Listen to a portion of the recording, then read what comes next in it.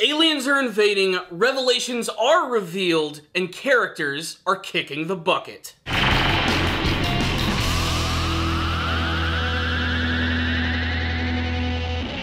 It's time to take a look at the latest episode of Darling in the Franxx, an episode which I'm sure is going to be very divisive with the entire fanbase. In fact, after the last episode of the series where they officially revealed that Ape is actually a bunch of metaphysical aliens from space, people have been sort of dropping off the series or thinking that it sort of jumped the shark, so to speak. Yes, it's ridiculous and over the top, but honestly, this is exactly what I expect from Studio Trigger. Personally, I think it's kind of silly to get upset over a series which features teenagers piloting robots like they're having sex.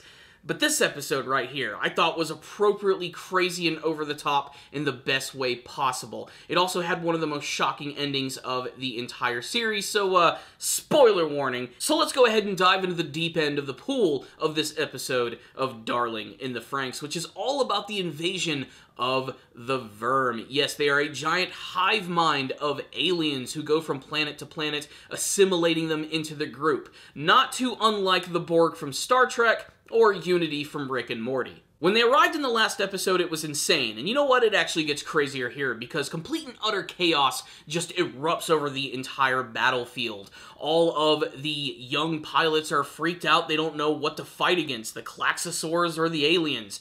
Who's the bad guy here? The Nines group, however, are fiercely devoted to Papa, and they decide to continue to battle against the Klaxosaurs, and little by little they also start getting attacked by the Virm, who literally rip them to shreds. One of their robots is actually defeated in a super violent fashion in this episode, and I would care a little bit more about that character's death if I knew anything about them, but it didn't make it any less shocking. The scene of it actually being ripped apart with its arms being just destroyed and its head ripped from its body and then slowly crushed, while all that weird juice just exploding over everything. It's visually striking and exactly what I expect from Studio Trigger. This entire episode, in fact, is probably the craziest, most visual episode of the entire series for how many things are actually going on here. You also have the other group, which is slowly but surely trying to make their way to Dr. Franxx in 02, and they want to try and bring her to the core of the super entity, because apparently she's the only one who can get in there,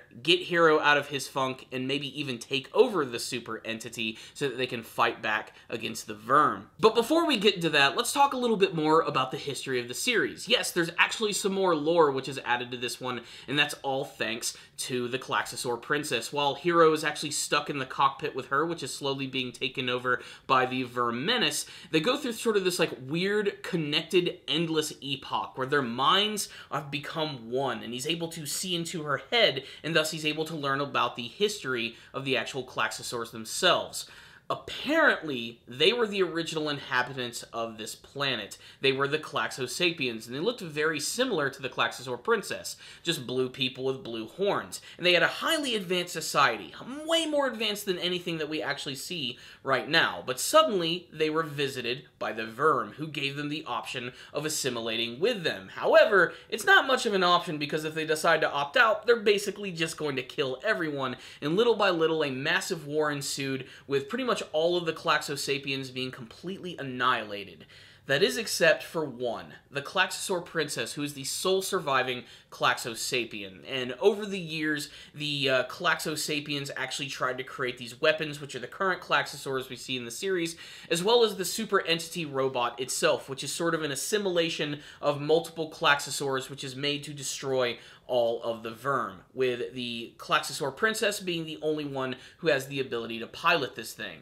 Now, this is where we get the revelation that 02 is indeed a clone of the Klaxosaur princess, created to pilot the very same weapon. If they possess the same DNA, they can pull it off and create all manner of destruction. It's a really triumphant moment where Dr. Franxx decides that he's actually going to help out 02 to get to Hero and the Klaxosaur princess. It's also a great excuse to finally see a lot of the other side characters of the series actually defend and use their mecha to fight back against the Virm invasion. There's a lot of great scenes of them actually like giving it their all. There's a fantastic scene between Ikuno and Futoshi where they utilize all of their power to take out these weird Virm invaders who are just these giant purple elastic creatures of weirdness. It's almost impossible to describe them, as they can take a lot of different shapes, very similar to the actual Klaxosaurs themselves. We also have Mitsuru and Kokoro, who are deciding to stay behind along with Zeromi and Miku. This allows Ichigo and Goro to grab onto Zero Two and Dr. Franxx to get them to the core of the super entity. And this is where we get another crazy moment. Like, this is just one crazy moment after another, and describing it all is insane, so I kind of have to just break it down one by one.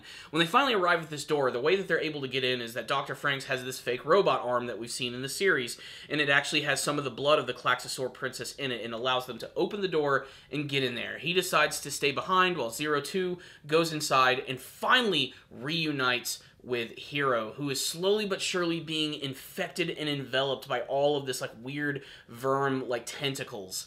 And she tries to get him to snap out of his funk, to wake up. He's slowly dying and bleeding. He's just fighting to his very last breath. And that's when she decides to use her abilities to grow her horns, to go into the cockpit and take it all over in an effort to actually take control of this massive ship. The Klaxosaur princess is so moved by Zero Two and Hiro that she actually decides to end up giving her life and all of her power to help them out in any way that she can, powering up Zero Two and allowing her to take control of this massive robot, which ends up destroying a large part of the Virm forces to the point where they actually have to retreat. Although they do manage to take the big massive ring-horny weapon, which is like a giant spear, back with them, and they claim that they will return with their entire army. So really, this is all a build-up to the big final battle of the entire series. So this was a big moment. By the way, this brand new mecha is known as the Strelizia Apath. It just is a really cool name. I love it. Another shocking thing in this episode is definitely the death of Dr. Franxx. Ever having his arm ripped off again, he witnesses all of this crazy stuff going on when suddenly all of this debris starts falling and he gets completely crushed by a massive rock. And there's no doubt about it, this guy is deader than shit. There was just a giant explosion of blood.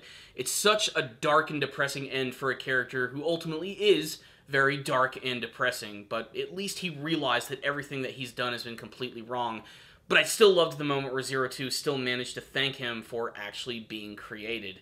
It's also worth mentioning that scene where she actually has her horns connect to the actual robot, that her skin starts to turn red like she was when she was much younger. I thought that that was also a nice little touch. I was almost expecting Hiro's blue horns to pop out like multiple times throughout this entire episode, and unfortunately it never really did end up happening. But still, this was a crazy episode and an awesome build-up to the end of the series. However, the episode does have one final scene towards the end, which makes it appear that Zero Two might actually be dead. She might have actually given up her life in order to save Hiro, and if she really is dead at this point, wow, that sucks. It's not like this wasn't telegraphed or anything. In the intro, they make it look like she's going to die all the freaking time, but I just wasn't ready for it in this episode. I thought this was going to be endgame material, and we're not even there yet. I really am hoping that she is going to be able to come back in the next episode, but man, what a cliffhanger ending. Let's get into the rundown of this episode of Darling in the Franxx. After the last episode, a lot of people were divided on this one. They didn't like the introduction of the Virm and the alien forces. They felt that it was way too out of nowhere, and there wasn't enough evidence early on to justify a ridiculous alien subplot. But after everything that we've gotten in the last 3 episodes of the series, which has essentially laid down the foundation and lore of this entire world, it actually makes sense. The Virms themselves are not like your stereotypical gray aliens with big buggy eyes. They're giant, physical. They are weird. They are these weird, metaphysical, spiritual creatures which actually assimilate people altogether. It's also confirmed that a couple other members of the ape organization were indeed human, apparently, and they had their souls or actual, like, weird spiritual, like, forces stolen from their body, which were, again, now a part of the actual Virm themselves. It's very, very strange, but it actually does, I think, work in this series quite well, especially when they go into the actual history about the Klaxosapiens and how they were the original inhabitants of the entire planet. Yes, it is coming very late in the series, but still, to me, I really am enjoying it. I have no problem with it at all. Now, of course, if you're not enjoying the series, I understand. That's your opinion, and you can definitely have it. But still, I don't think you should jump off the ship quite yet. I still think there's a lot of good stuff in this series. This episode was sort of a great demonstration for some of the best action that the series can deliver, as well with its amazing emotional moments. 02's death towards the end of the episode was freaking me out, man. I'm not gonna lie. Her horns just disintegrating into nothing. It was such a sad and tragic moment after everything that she has gone through to actually get to Hero. I was also really hoping we'd get more interaction between her and the Klaxosaur Princess, as she is a clone of the Klaxosaur Princess, and I just wanted to see more of the red and blue Oni team. But it looks like the new Blue Oni is going to be Hero eventually, but still, I just can't wait to see if she's actually alive or not at all. Still, this is all preparation for the big finale of the series. As mankind prepares for the final assault from the Virm, they're going to have to collect themselves and come up with some sort of secret plan to take these guys down, and I'm sure it's going to involve maybe even going into space and getting even crazier, guys, so strap yourselves in. I promise things are probably going to get a little crazier than they were the last couple of episodes. That being said, I loved this one. In fact, all of this craziness over the last couple episodes has actually amplified my love of the series even more, and I think has made it a lot more infinitely rewatchable, if only to try and find all the secret little tidbits that they hide throughout the entire series. Also, one of the most emotional moments of the episode was the death of the giant Klaxosaur Cobra. It actually, like, swallowed 02 to protect her as it was going inside of the core of the super entity, and it actually just disintegrated and turned into, like, all of these broken pieces in front of her, and it died, and she was able to communicate with it. It's like watching a dog die in a movie. It's just depressing. Whew! So, I'm sure there's a lot of things that I probably missed from this episode, but I just wanted to talk about some of the big highlights of this episode, and I loved this one right here. I'm having no problem with the story direction that things are actually going in for Darling of the Franxx, and man, this cliffhanger ending is going to get people going crazy for the next week. So I'm giving this episode a 5 out of 5, but I want to hear from you guys. Tell me all your thoughts about this episode in the comment section below. Are you enjoying where this crazy story is heading? Do you believe that 02 is actually dead? And what do you hope to see as we get closer to the finale of Darling in the Franxx? Thank you guys for watching this review. I'll see you guys next time. And as always, stay down there, baby.